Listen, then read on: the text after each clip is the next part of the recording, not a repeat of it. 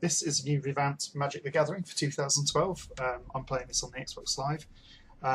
Basically, they've added a whole new bunch of options in this particular one. New cards, new way to play, new deck manager as well, which is a massive improvement over the previous game. And as per usual, you get lots of lovely achievements and things to win while you're playing as well, which is great.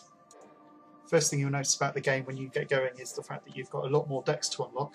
Basically, almost every single person that you play in the campaign and Arch Enemy campaign unlocks something for you, which is great. So you get a whole bunch of new decks, all made up of different cards than they were in the first one. You do see quite a lot of the similar cards, but not being an official, serious Magic the Gathering player, I don't know how true to the actual real-life decks they are, or if these are just made up purely for this game in terms of some of the weird cross colour builds and things like that. But as you can see, the new deck manager here basically allows you to completely customise your cards. Last time you could only add in or remove cards that you'd unlocked. This time, excluding lands, which you can't touch, you can actually add and completely customise anything you want. As long as you've always got a minimum of 60 cards in your deck, then you're absolutely fine. And unlike the other one, you can also browse through all of your unlocked cards now. All of the locked cards, I mean, as well, so you can check out what's coming up on the horizon when you unlock various things. They've also added in a new feature called Key, where you can just buy a deck basically for 80 Microsoft points online. That will then unlock the full deck, and then there's also other options to purchase premium cards, which I guess if you're a serious Magic the Gathering player and want to put hours and hours and hours into this, then it's probably the best way to go for you. New also is you've got 3 campaign modes. Campaign similar to the original game, where you just go head to head with numerous opponents. It's just a one-on-one battle like I'm going to be going into here. And then you've got the Arch Enemy, which I'll touch more upon later, and also the Revenge campaign, which is very much like the normal campaign, except basically much harder. They've got more different cards than you have, and I think, unless they're the premium ones that you can unlock with keys, because I've not actually tried to do that yet, I think that basically they're cards that you won't be able to obtain. So they've always kind of got a bit of an advantage. So it's a lot more strategic than, say, the campaign mode, which to begin with is a complete and total walkover. And then sort of as it progresses, it does get a little bit harder. But as always with this game, it's partially skill, partially luck. So maybe I've just been fluking a few hands. Okay. So I'm just going into a normal campaign match. It's just me against another AI at the minute, so it's just one-on-one. I've chosen the green deck, and if you've not played this before, then basically each deck kind of has its own special feature. Like, for instance, the green deck is pretty well renowned for its high powerful monsters, lots of large hit points, lots of large damage. Then you have, say, for instance, the black deck, which is full of undead and lots of resurrection and nasty horrible death type things, which is all quite funky. And then you've got the white deck, which is gives quite a lot of health back to the players. So although their monsters aren't particularly strong, if you can keep up a force out on the field, then generally you can kind of regen your hit points and maybe win that way through attrition. It's quite interesting. So if you've not played this game or the original one, basically there are 2 parts to the game. One's kind of the card game, where basically you lay out your land. You can lay out 1 land per turn, and then you use that land to cast spells, be it summoning monsters, taking out their monsters with offensive spells or defensive spells. You can also get artifacts and I think I'm not going to go into too much detail right now, but basically that's, you got to. It's a strategy game with a little bit of luck in terms of which cards you pull out of your deck at which particular time. You have a certain pool of hit points which you're trying to take away from the enemy and which he's trying to take away from you. So as well as the monsters doing battle on the field, there's also the fact basically you're just trying to overwhelm them to the point where they can't defend against your monsters. So you're directly doing damage to the enemy. So to keep this video relatively short, I've skipped forward now to the end. This is my killing blow on the guy. So basically the aim of the game is to take the guy down, reduce his health points to 0, game over. So following the cycle through, you start off at the beginning of the turn by being able to lay down some land. If you're able to lay down 1 piece of land, then if you've already got enough lands previously down, then you can summon a monster. It then turns to the attack phase, where you just decide which monsters you want to attack him, and if it's the enemy's turn, obviously then at the end of the attack phase you get to block.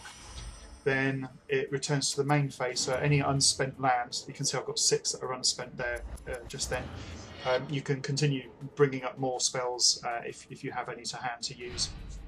And then when you get to this stage in the game, you just completely go in for the jugular, and the poor little guy can't do anything to defend me with his minuscule 1 hit point. So yeah, that's a campaign game basically. As you go through, you'll gather up all of the different decks. You start off with the solid colours, as I kind of just went into a little bit earlier, the white decks, the red decks, the greens, and then over time you'll gather together some sort of multifunctional decks, so you'll maybe get to green and red or black and red, which bring in some interesting strategies that you can go and use against the enemy.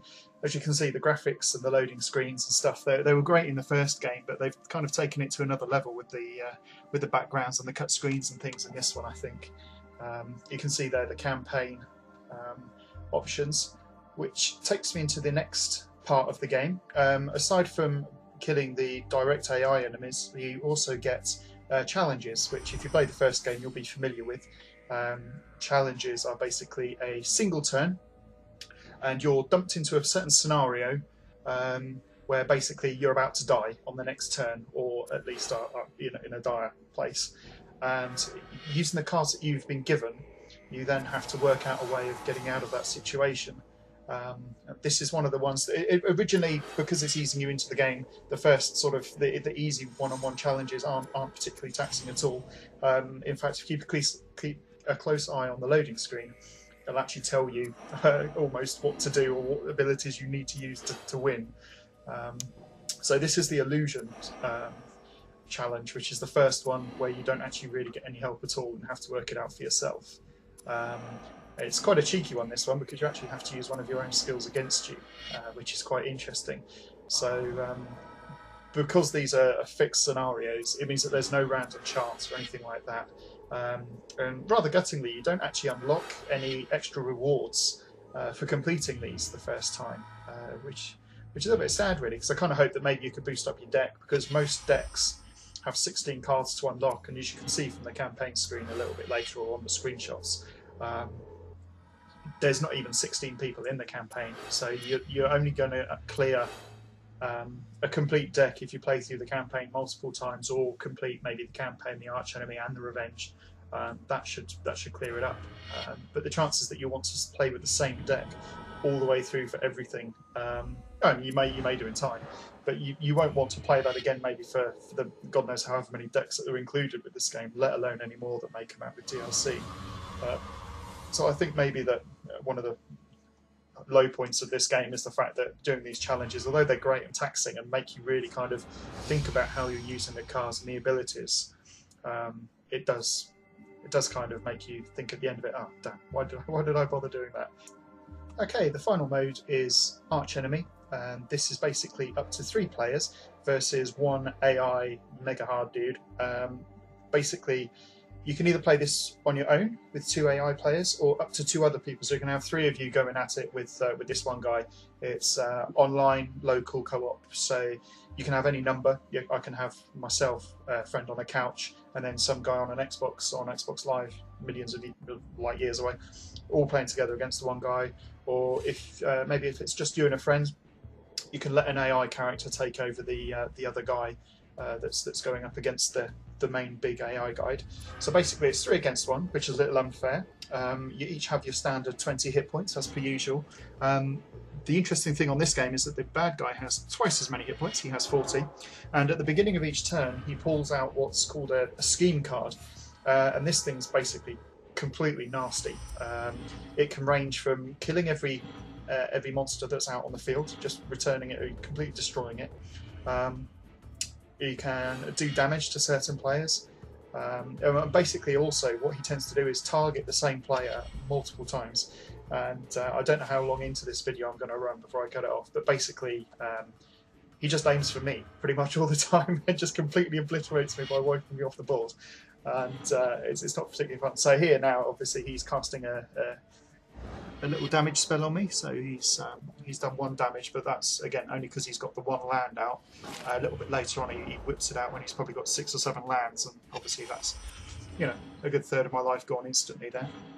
and all the time you and your friends are trying to get sort of build up your enemies and your squads, and it's very much luck of the draw on this one, because for all of the abilities and skills that you can get, if he draws out a card that just wipes everything off the map, then unfortunately you're in a little bit of trouble. Which is quite interesting, and again, like as I went back to do it for this video, you'll see that I get completely owned in the face, which is brilliant. Okay, so this is basically the arch enemy. The other co-op mode is from the original game, which is the two-headed giant. Unfortunately, I didn't have a willing buddy online at the time to go and record this, so if you've played the original, it's pretty much exactly the same again.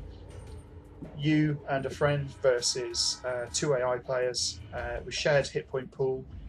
Basically, just take each other out. The one nice thing that there is in this version is that you can select who you go up against this time. Previously, it was like the campaign mode, where you had a fixed set of people to go through. I remember Tezzeret and Tezzeret being complete bastards to get around, because they were just able to summon so much stuff. And then when you get the part where you, for however many artifacts are in play, because they're both throwing them out onto the field, it was just ludicrous. It was a really hard one to take down.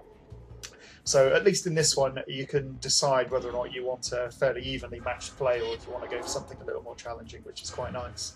And so yeah, that's the two-headed giant. So as you can see on the video here, we're getting completely screwed over. Basically, he's got a number of enemies out, and monsters out, and much as I try and pull everything together, there's absolutely nothing I can do. Just a couple of glancing blows off him before he completely comes and cuts me down. So yeah, that's pretty much Magic the Gathering 2012. An advancement over the original. The original one used to hang and crash a fair bit, was quite slow over Xbox Live at times in terms of finding matches, and I know it's only just been released, so that probably factors into it quite a lot, but you can get a game really easily. And the nice option as well that they've put in is a concede duel option, so hopefully that will stop people thinking that people are rage quitting, because if someone's got 1,001 monsters and you've only got one, you don't really want to watch every single one of them take all your life down. So I think it's a commonplace in the tabletop game. You'd say, well done, you've beaten me, and walk away.